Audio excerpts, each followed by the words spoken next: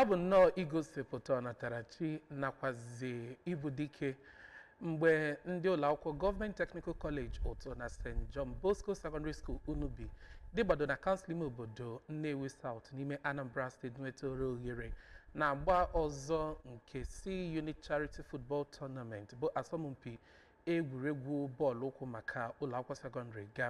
Ya bụ emume were ọnọdụ na Central School Field Okpor ebe ndị bịa kirie ya gụnyere onye isi oche kansụl ime obodo ahụ Honorable Van George Ezogide n'osote ya bụ Honorable Nneka Ireka tinyere ndị ọzọ. Faith Onyemuche detara akụkọ.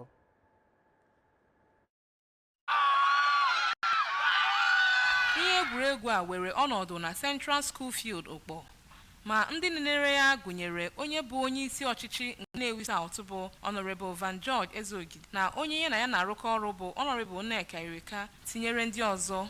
GTC otu Meriri Okpor High School ebe St. Johnbosco Unubi nwetara mmeri ha megide Community Secondary School Ekwulummiri site n'ịgba penalti. Asọmpi a bụ atụmatụ nke C-Unit ndị ya mara maka egwu ha bụ Odechi na Asampete. Ndị ebumnuche ha bụ ịchọta ma kwalite ọnatarachi dị iche iche n'etiti ụmụ akwụkwọ sekọndịrị n'ime mpaghara atọ ọchịchị dị na Anambra steeti. N'okwu a gwara ndị ABS, onye isi oche na okpuru ọchịchị Nnewi South bụ Honorable Van George Ezogide na onye na-ahụ maka asọmpi a n'ime Nnewi South bụ Maazị Chibuzor Atụenyi kọwara asọmpi a dịka asọmpi siri ike ma too ndị otu egwuregwu a maka ịdị n'otu na ezi omume n'egwuregwu a. As son of the soil from Ufuma, asị ka ha nata n'ụlọ.